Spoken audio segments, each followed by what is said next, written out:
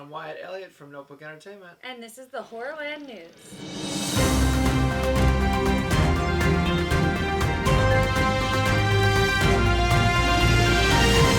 Today we have actually a Halloween kind of heavy themed episode.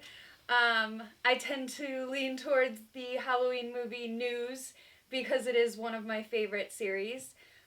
So stick with us. Not every episode will be a Michael Myers episode. Just the next episode after this. Yeah, just the next 10 episodes. Okay. So actually today it's kind of exciting news. It's Halloween 5 news. Ooh. Now, I've not been shy about my hatred for this movie. I feel like it's the worst of all of the Halloween movies ever made. For various reasons that, I've gone into other places. I don't care for Halloween 5. I will still watch it every single time it's on TV. But... glutton for punishment. Basically. What a lot of people don't know is that the opening of the movie, which, if you recall, has Michael floating, downriver and gets saved by that old hermit guy. And then he immediately tries to stab this old man, then falls over. And then it cuts to a year later, and we see that this old man has somehow been caring for an unconscious Michael Myers for an entire year in his little, cave stump hut thing.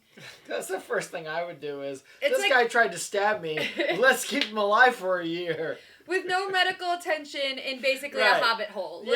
For real. It's a crazy opening. It does sort of tie into the whole Cult of the Thorn storyline that they go with in those movies, because Michael does wake up on Halloween a year later, and he wakes up because of his connection to Jamie, his niece. What people don't know is that there is actually a completely different opening for this movie that got cut for various reasons. It's referred to as the Dr. Death opening. Supposedly ties way more into the Cult of the Thorn stuff. There's reports on what it is based on the actors who were in the scene and what they've said about what they recall of shooting the scene.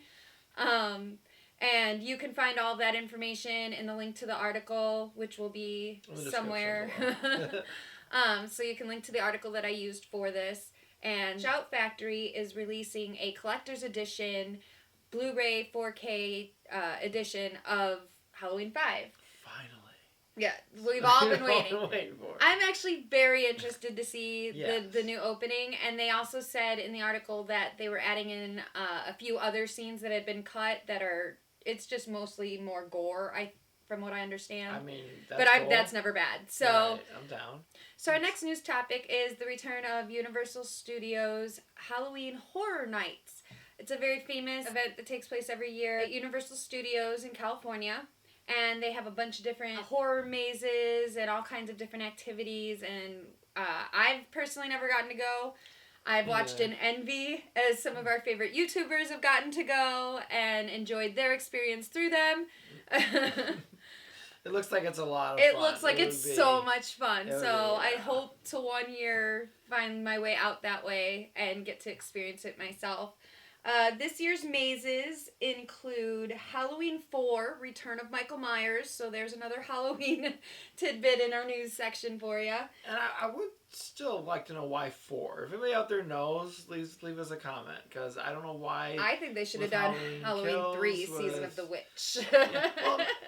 Yeah, it's just curious. I don't know why 4 of all movies. I would love a Halloween 3 Season of the Witch maze. I think that would be amazing. Especially if they made you put the mask on to go through the ride, and then maybe the mask could have flashing lights or each something. One, if you pick a different one, it gives you different vision it could give you or something. Different experience. You go a different maze. Yeah. If you choose the skull, the witch, or the pumpkin. That would be cool. My goodness. And then the people who work there could all be the robot guys. Yeah, the robot androids, right, with the glasses. Yeah, that would be good.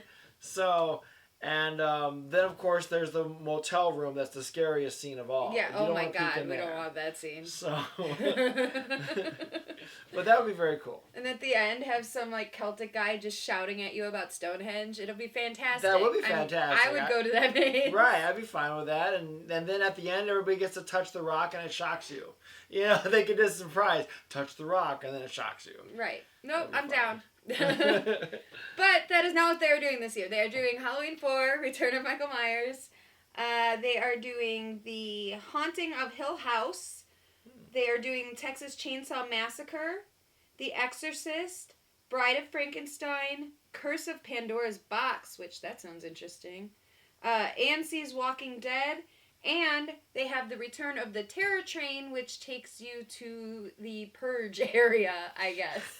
So can you actually purge people there? Like, our final segment tonight is going to be our indie film spotlight of the night. Yep, we'd like to do this segment going forward every Monday episode.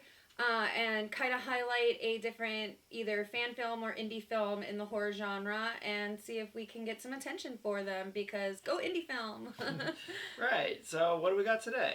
Today we're going to be talking about Michael vs. Jason, Evil Emerges. Ooh, finally someone had the guts to do it. Right, what we've all been asking for. Two titans of the horror genre just going at it. This film is from 2019. And it's on the Radical Talent YouTube channel. It's written and directed by Luke Petter. If I say that wrong, please, if you see this, Luke, correct me. And it's I took a watch. It's about 29 minutes, and it's really well done for no budget. The filmmakers claim that they had no budget. They did no crowdsourcing, kickstarting, anything. They merely used what they had and did what they could, and I think the end result is actually really good. Awesome. And it gives you what you want. It's right there in the title. It's Michael versus Jason.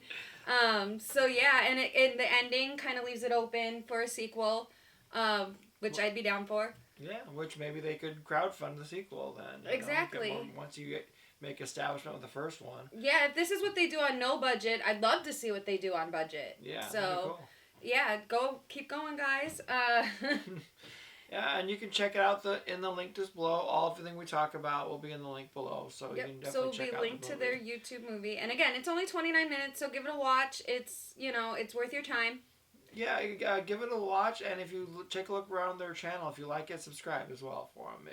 Anytime you like a YouTuber, subscribe to their channel. Only helps them. It's a simple thing for you, but a big thing for them. Yep.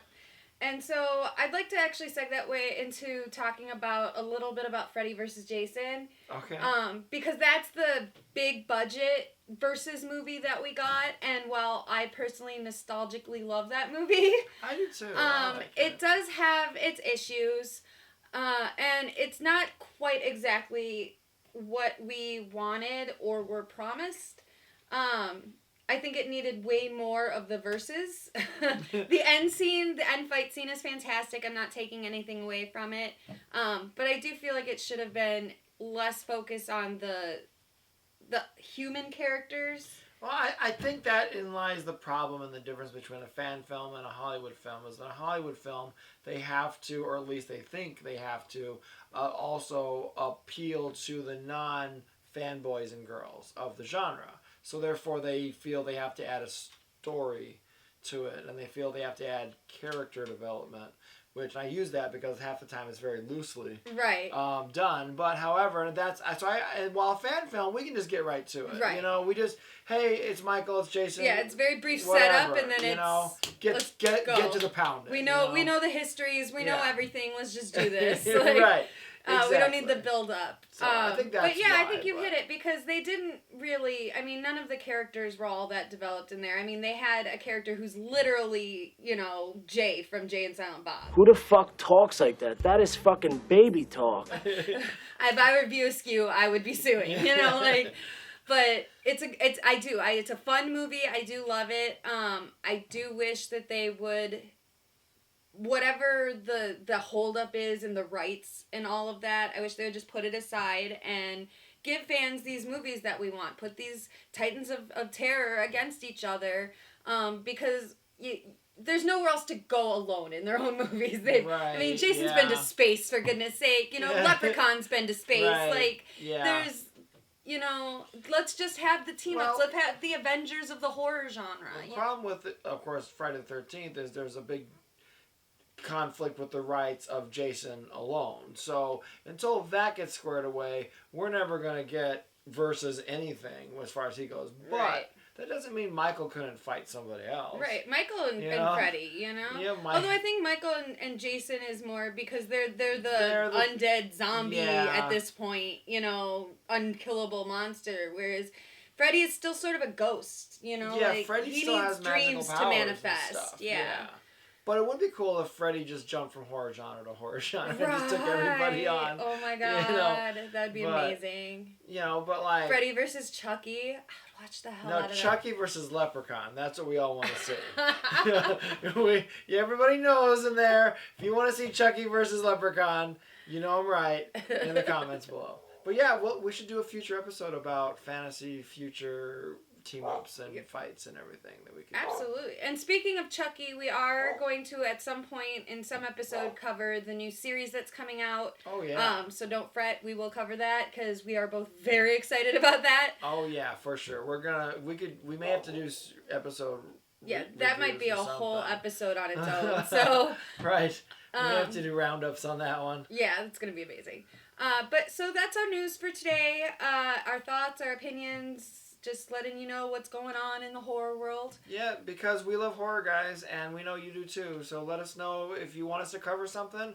You can leave it in the comments below this video. Or if you know a fan film or indie film that you think we should cover in our Monday segment, then please let us know. Give us a link. We go searching for them on our own, but we love to be directed to some. Oh yeah, please send us your indie film, fan film or not. Preferably horror related. Alright guys, I think that's our show. So, from me and Kris and Jax, what you just heard, good night. Good night and good fright. It's a big world, Jay. We're bound to run into you again. Till then, keep your unit on you. I'll try. No. Do or do not. There is no try. Knock that shit off. We got a bus to catch.